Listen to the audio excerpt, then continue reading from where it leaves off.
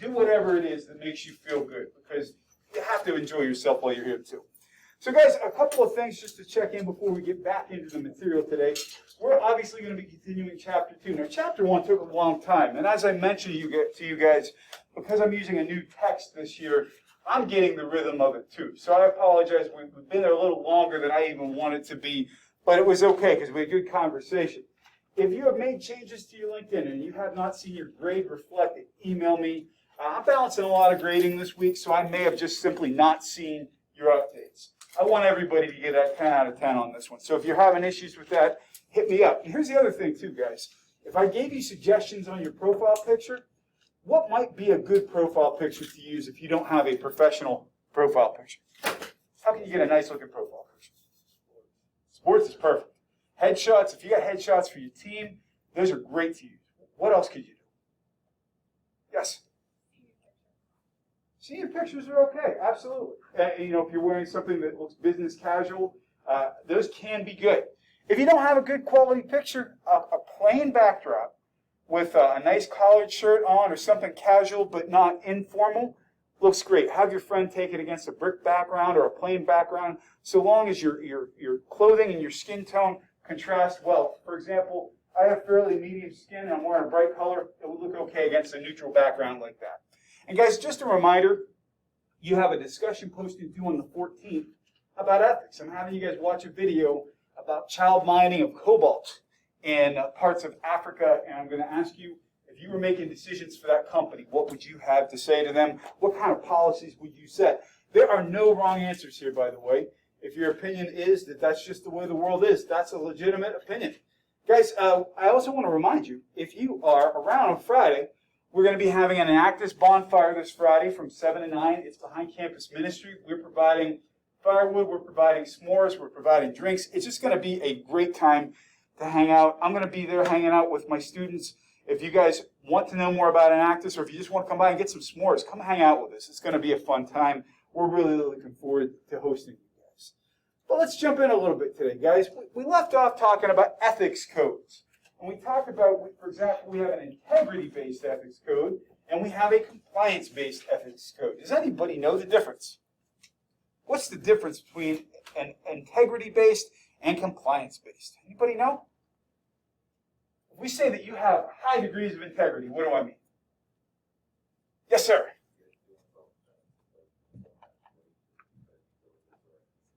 Because it's the right thing to do. That's integrity, man. Somebody who has integrity, for example, lives their mission. They do what they say they're going to do. They have integrity. And by the way, somebody can have integrity, and we can still disagree with their viewpoint. If they do what they say they're going to do, they live with integrity. How's that different from compliance? If we say that we're going to enforce compliance, what do I mean? Yes? Exactly right. So we're enforcing the rules because they're there. You cannot, in most cases, make somebody change what they think or believe. You can make them follow the rules. So that's an important distinction. You may be a manager sometime, and there may be somebody who absolutely disagrees with everything you tell them to do, but still does it because they want to stay in compliance. So guys, I think that if we have an ethics code that we don't enforce, I think it's worse than not having one at all. Why do I think that? Why is it worse to have rules you don't enforce than to not have rules at all? Any thoughts? Yes, Maxwell. If rules are violated, then you can't make a punishment. There's no set law. There's no way to enforce them, number one. And number two, if I said to you guys, hey, my rule is, I know it's an example from last time, my rule is you guys better be here at 8 a.m. or I'm going to count you absent, and I show up every day at 8:15. How much do you guys believe in the rule? I don't even follow it. So if we have rules we don't enforce, we're basically saying to everybody there really are no rules. If you don't have an ethics code, at least you're being honest about your company. Now, a lot of companies these days are learning these lessons the hard way.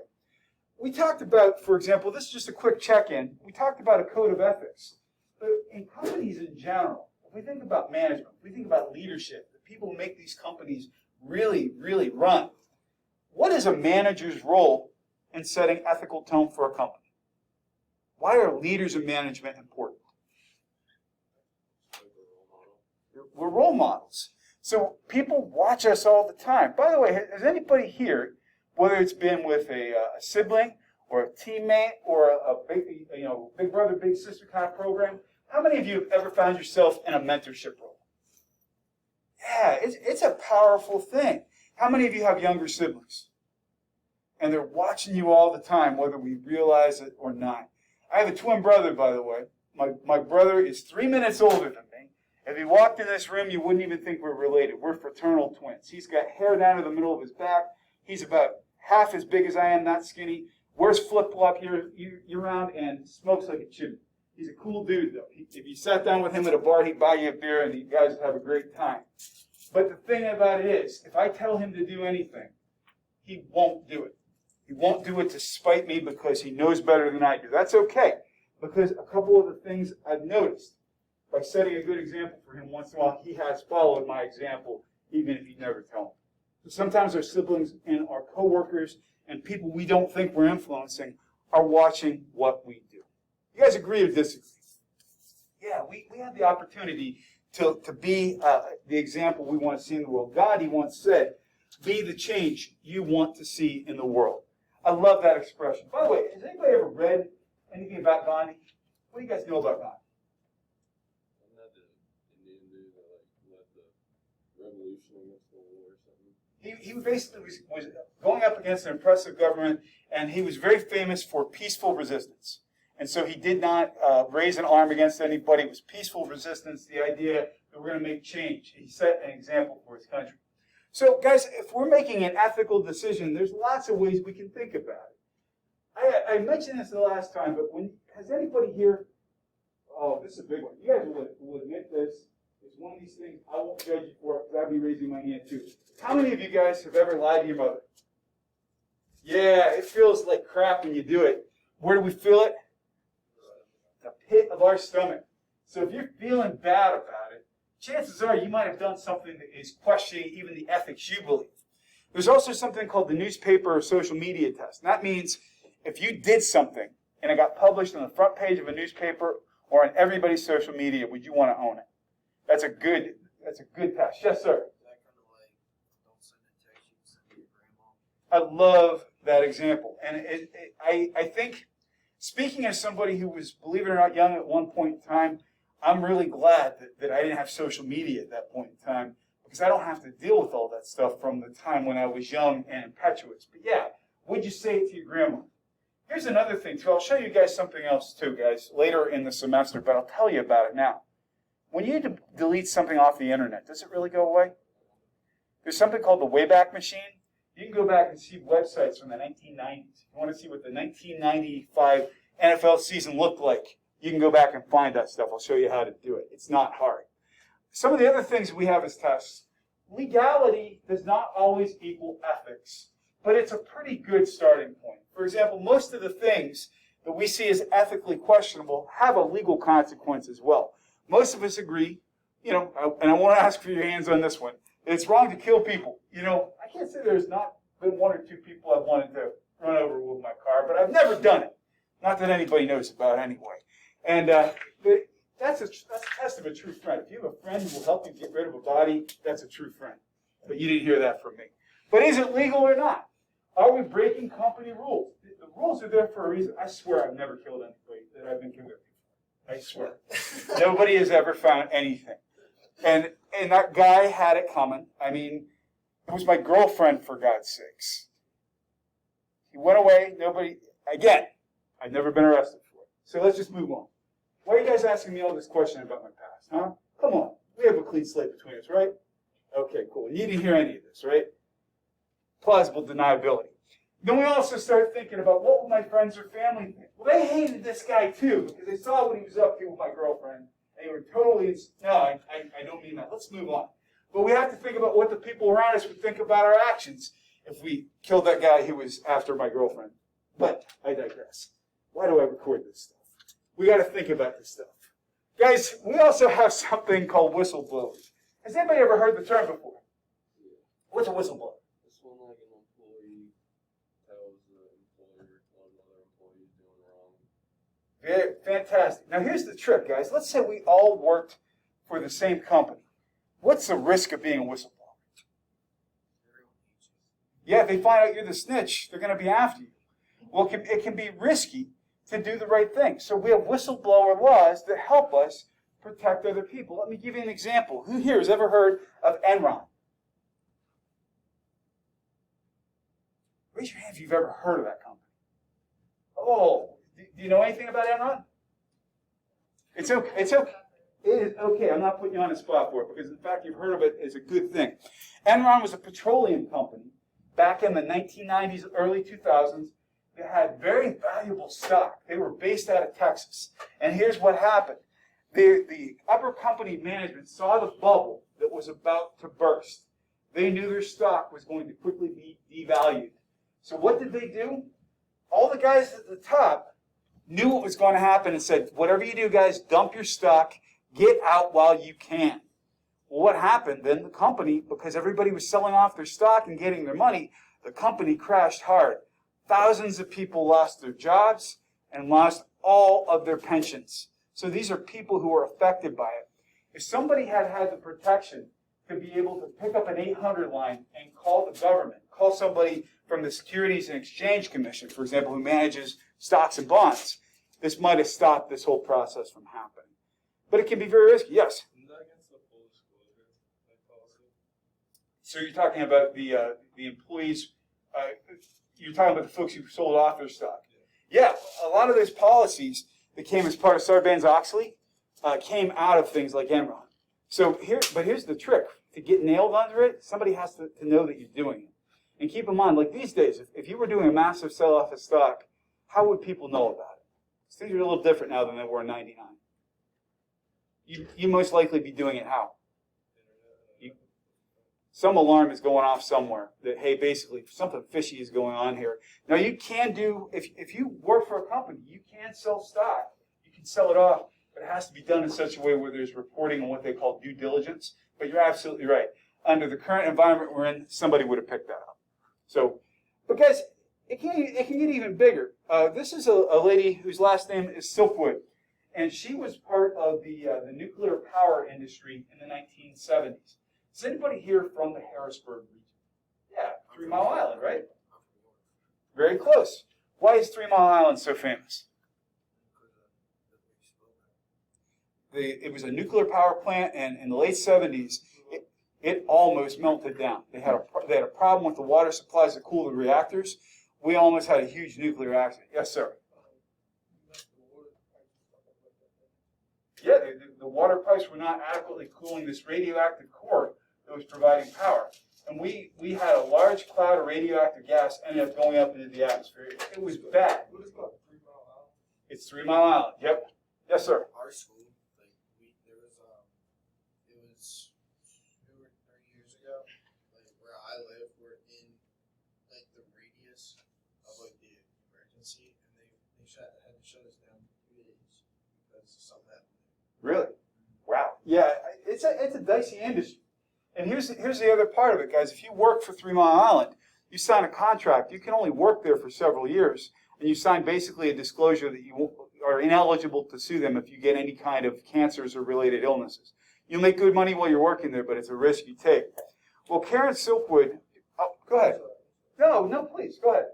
I was going to say, that's what the guy, Amazon did, for the folder you made, sign up, just in case, they get it, you're not responsible for it.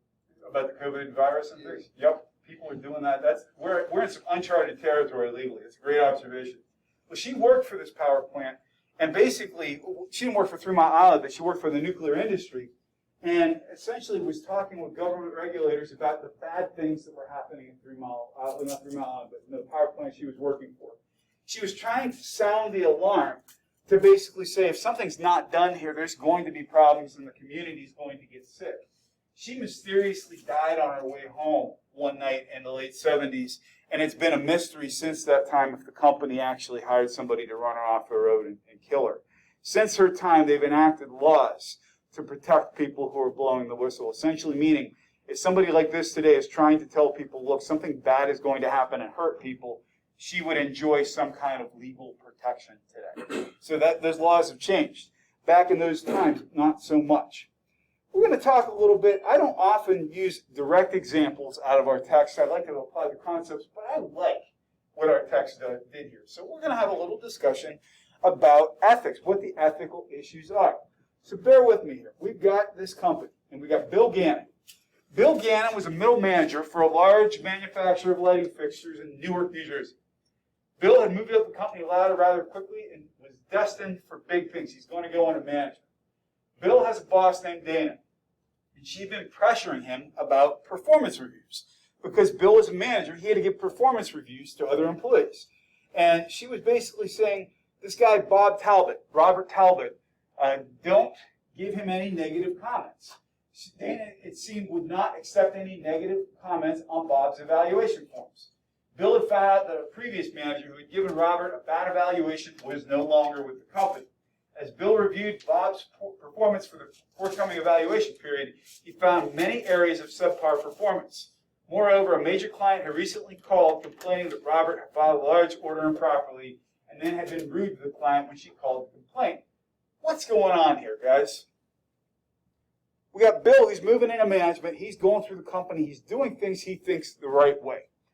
He works for a lady named Dana, who seems to be sending him the message that if this guy Bob works for you, you better not say anything bad about him. And the last guy who was Bob's manager got fired, left the company. What's going on here, guys? Yeah, go ahead. Well, it sounds like Dana's sleeping with Bob. I don't know if that would be like the possible nuclear option, but it's not out of the question. They've got a connection of some kind, don't they? Yeah. So what is the? Yeah, please. Very much so. If you've got somebody who is inordinately taking power over somebody else in a company, abuse of power, possibly even inappropriate personal relationships. In this situation, if you're Bill, what do you do? Yeah, if you give him a bad review, you get fired. Well, here's my question. Dana's above Bill. No, but then Bill was above Dana to someone else higher up. So is there a reporting mechanism that he can go over his supervisor's head? That's not an easy situation because we can make the decision to just say, hey, we're not going to give Bob a bad evaluation. How could that blow back on us? If we choose to not intervene and we're just going to let Bob slide, how could that blow back on us later on?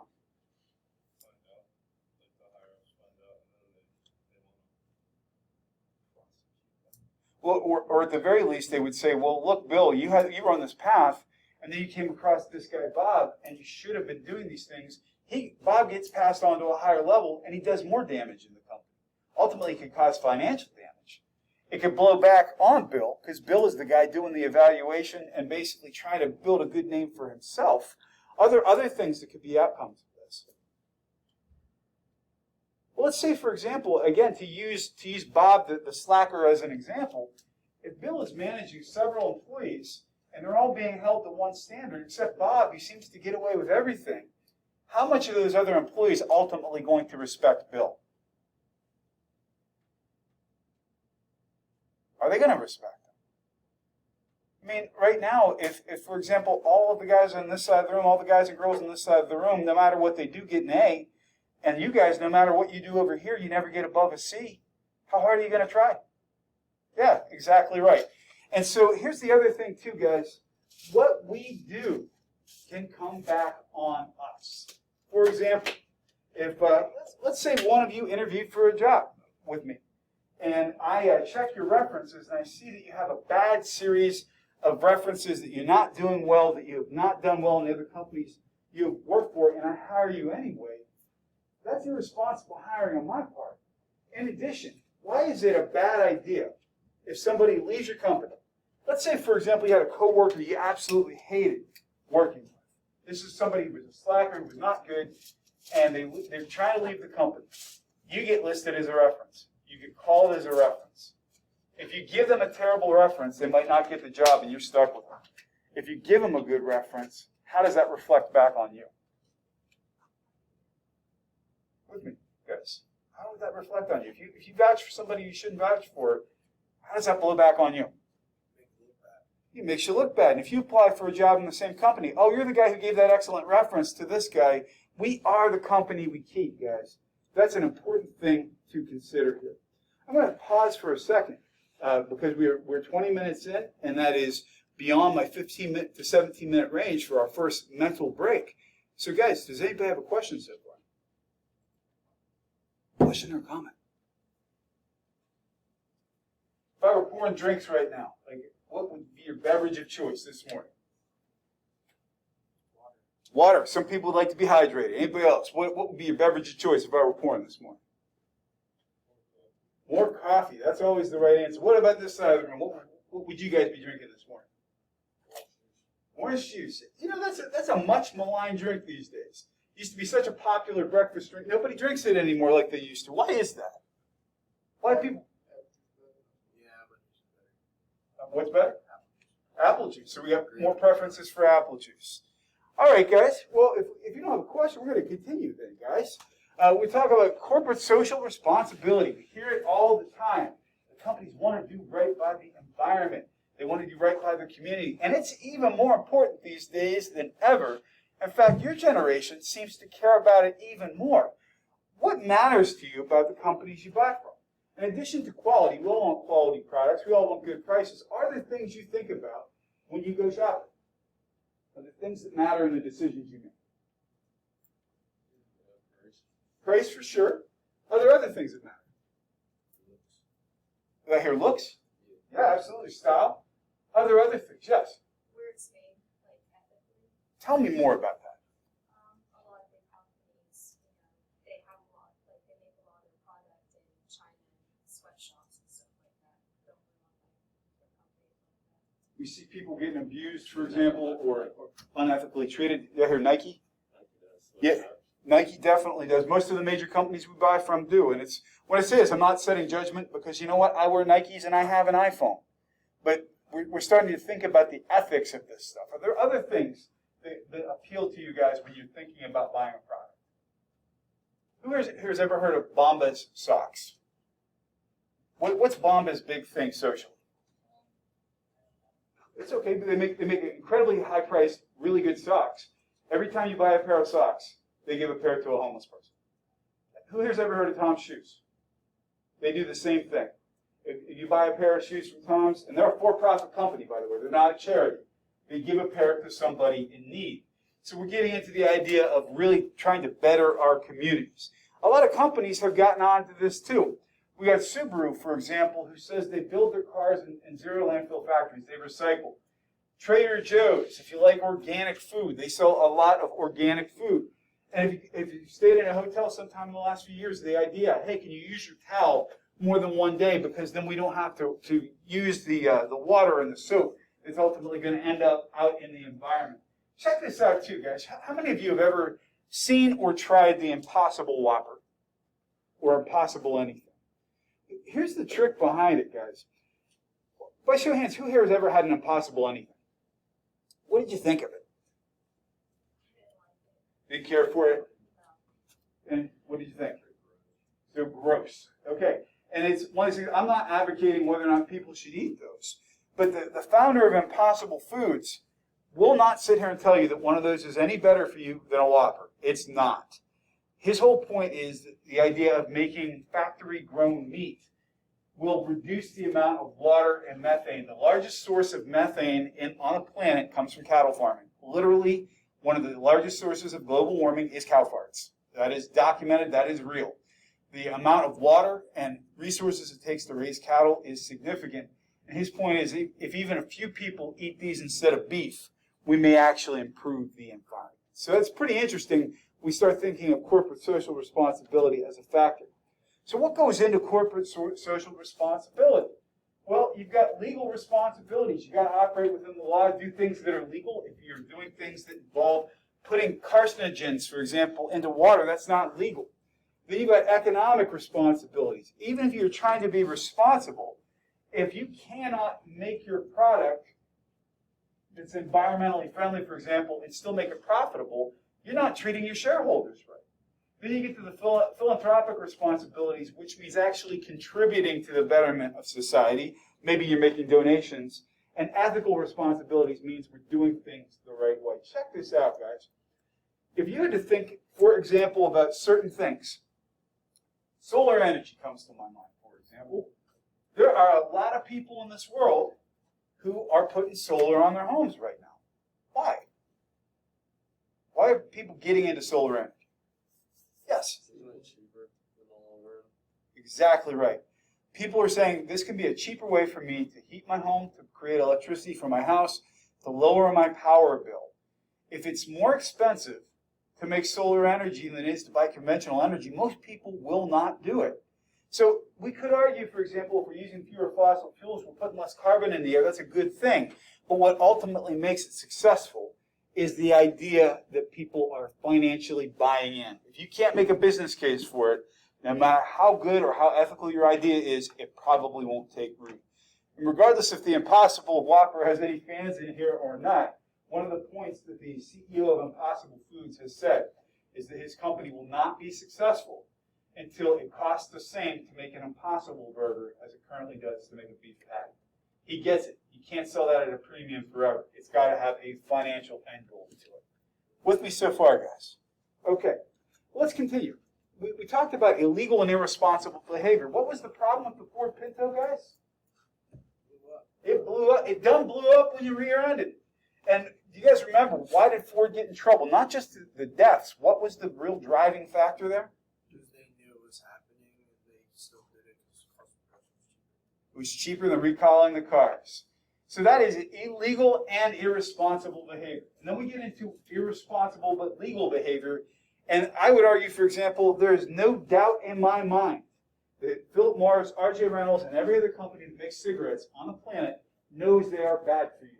And they're still going to sell them because they can make money. We get out of the United States, for example, into Asia. Far more people your age smoke, so we're selling to new markets now. I'm sorry? Everybody smokes over there, man. And it's one of these things that if we get to the types of tobacco that we're selling over there too, sometimes it tends to be more potent, has higher amounts of all the chemicals that are addictive. So yeah, if you meet people from Asia, for example, there's a higher likelihood they're going to smoke.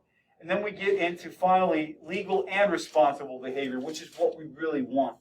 Guys, I'm going to give you an example of how bad things can get in other countries. And when I say this, I'm not judging you because I'm here with you. How many of you, by show of hands, if you got your product with you, use an Apple product? How many of you use an iPhone?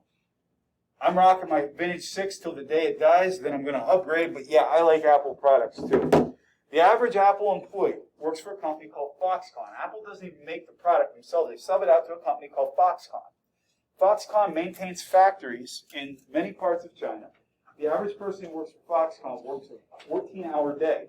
And they make the equivalent, I think it was somewhere around $4 or $5 an hour, which by local standards over there is a good living wage. They live in dormitories that are actually on the factory grounds, and they work 6 days a week. So all that being said, most of these folks are from rural areas and come into the cities because these are good jobs. Well, a couple of years ago, people started getting really stressed out who worked there. And they started going to the top of the buildings and jumping off of them and committing suicide. There was a rash of suicides at Foxconn's factory. How did Apple respond? How did Foxconn respond? Any guesses? Yes. What's that? Well, they didn't go that far. They said, we got to do something. If that were happening in America, how would a company respond? Yeah, it'd be an HR problem. We need some counseling, therapy. We've got to talk about this. Can anybody guess what Foxconn did? That's exactly right. They installed nets around the bottom of the building. That's really what they did. And it was the idea being, well, we don't really care what is driving these people to throw themselves off the building, but let's install some nets so nobody's hitting the sidewalk. If we had that response to a problem in this country, what would happen? That would be like a black storm of epic proportions. But in that part of the world, it was considered to be progressive because you were showing some kind of concern for the employees. That's how much this stuff is challenging when we get into global business. Could you imagine, guys, if we had a rash of suicides at Schwab Hall and the response was to put up nets? So that would not be positive press for anyone. So, guys, let's review very quickly here The 4 components of social responsibility, you can review that on your own. What I want, can somebody give me an example of something that's legal for a company to do that might be irresponsible? What's legal yet irresponsible? I used the example of cigarette sales. Is there anything else that you can think of? Yes?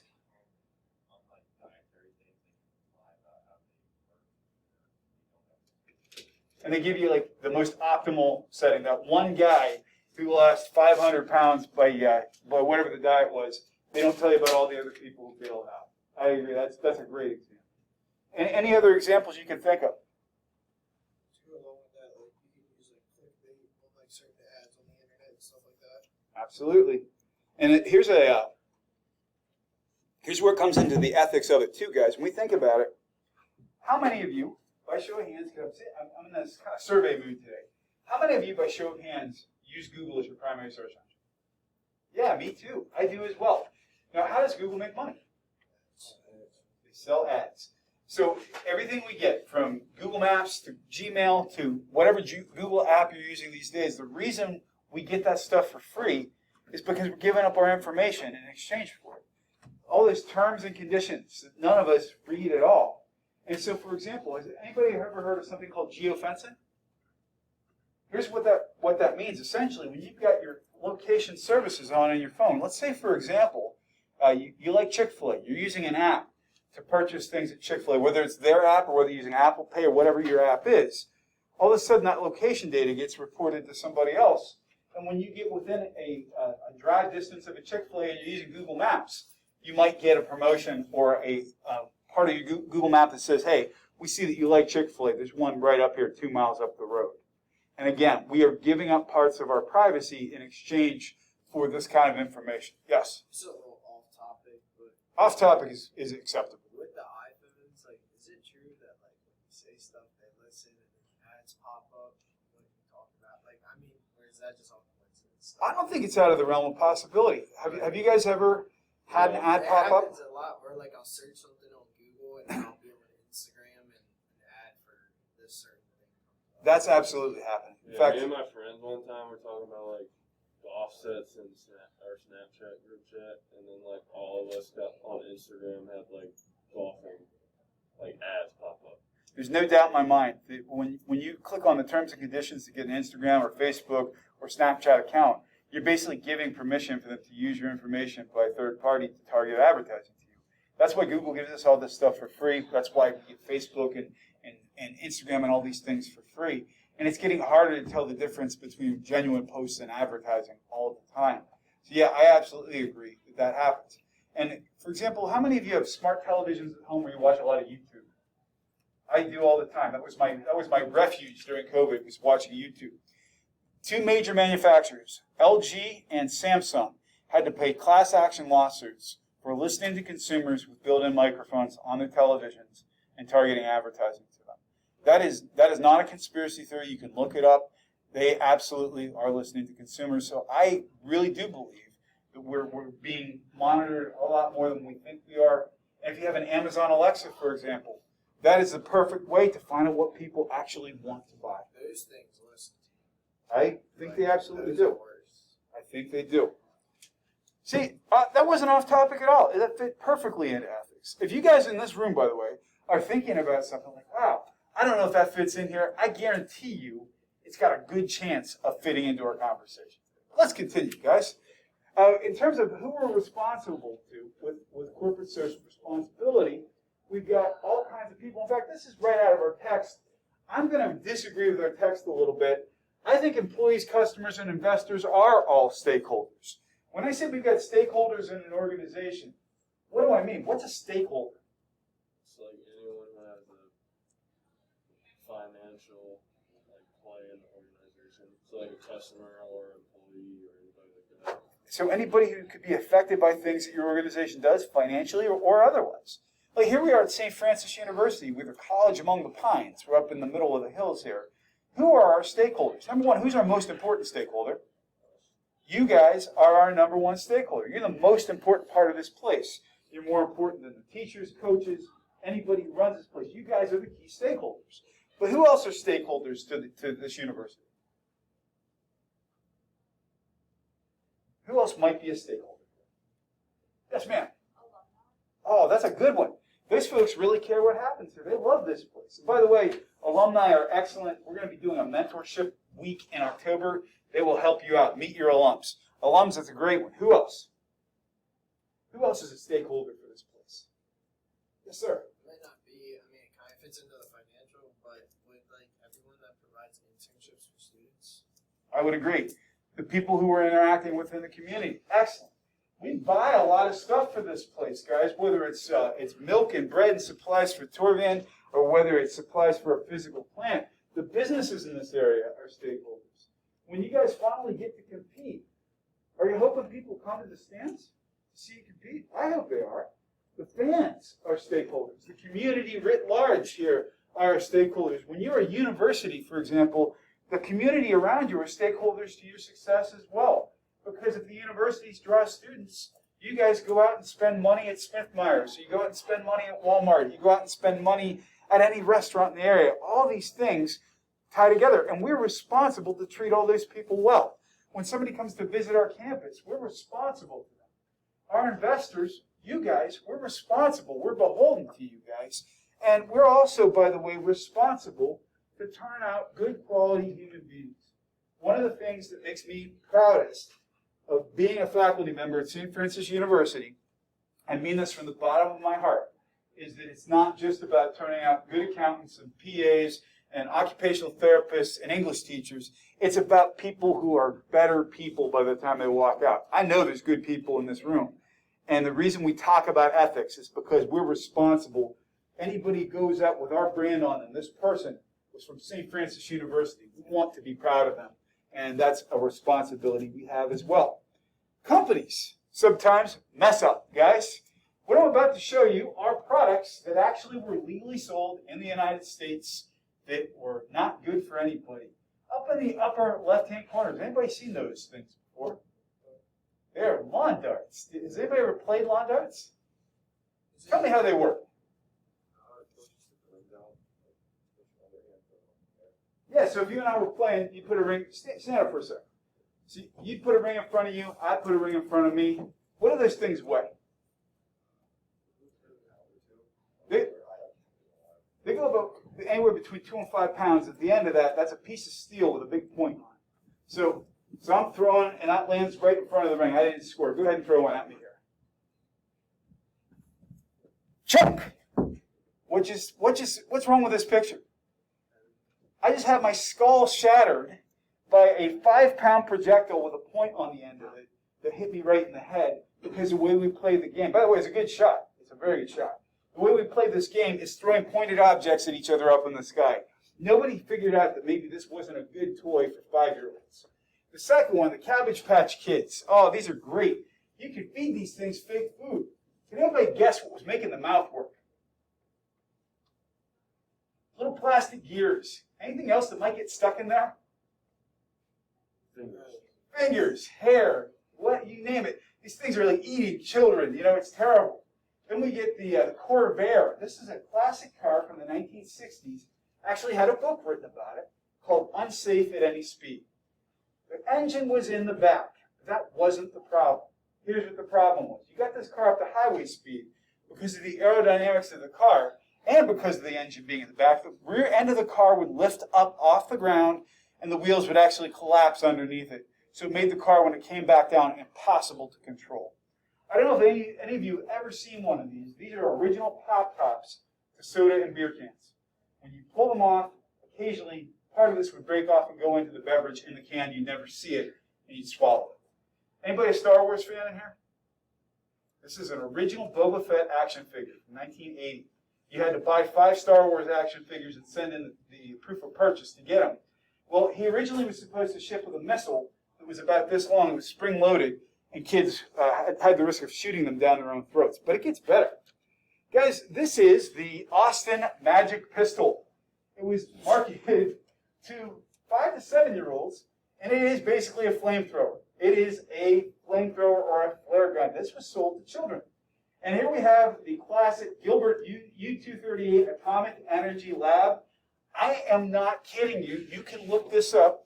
You could order radioactive isotopes through U.S. mail and have your own nuclear power set in your house. Now, this wouldn't power a reactor. I see that look in your face. You know what they also made? Lead smelting kits for kids.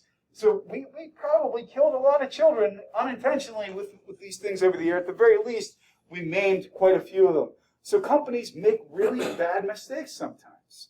So when we look at all this stuff, and we talk about stakeholders, my question for you is, where do the conflicts come in? Yes? Like for the school example, it's like how the money is spent. That's a fantastic point. Because we have this pot of money and everybody wants some, right? We all want, raise your hand if you want some money. You want some money? Come on, you want some money, I want some money, we all want money. But how are we going to spend it? Are we going to spend it on things like making safer facilities? We're going to do ethical things, or we're going to do investments with it? What are some other conflicts that arise? Yes, sir? Safety, for sure. Safety generally, if we're making a product more safe, what happens to the product as well? It's more viable, but it is more Expensive. It's more expensive. So, for example, the original automobiles that we sold in the United States didn't have airbags, they didn't have seatbelts. In fact, the entire, if you've ever ridden in a vintage Volkswagen Bug, the original Beetles, the entire dash was metal. What would happen in a crash? Right? Nothing good. Nothing good would happen in that crash. You're going to hit your head. What are other conflicts between stakeholders? There's a big one that begins with a C. It's called corruption. Let's say, for example, I am St. Francis, and I know I want to repave all my sidewalks. All you guys have paving companies, and you want to give me a competitive bid. And I think you all have some good stuff going on. Good stuff. Hey, I'm going to tell you the number you need to get my bid. You're going to know that none of these guys are going to know it. What's wrong with this picture? Size. Yep, it's insider. He has an unfair advantage to everybody else to be able to get that bid. So that's a conflict because everybody wants that bid. And also, disclosures, telling people exactly what's going to happen. Generally speaking, the biggest conflicts happen when people put profit over people. I don't mean we should not make a profit, guys. I think there are times when, for example, when people themselves want too much. If you remember, for example, I was talking about Hostess Foods. Their union wanted such a high wage that they could not profitably make Twinkies and still, pay people. That's too much. On the same token, if you're working people really, really hard and not compensating them, you're not going to keep them for a long period of time either. The conflicts between stakeholders are complex, and generally speaking, I want to actually leave you with this point because I think it's a good end cap to this. Where we get into ethics too. If the environment of, let me restate that. If the economy is poor, if we have a lack of jobs and a lack of opportunity, people are more likely to be exploited.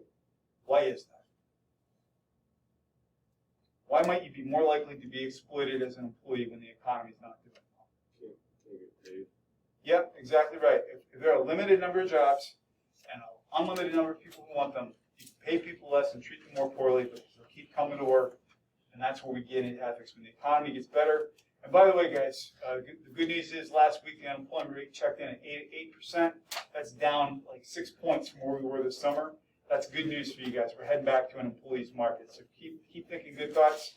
Don't tell anybody about that weird stuff I told you earlier in the day. That's just between us. You have a wonderful day. And remember, Online Friday, guys. I'll see you on Zoom.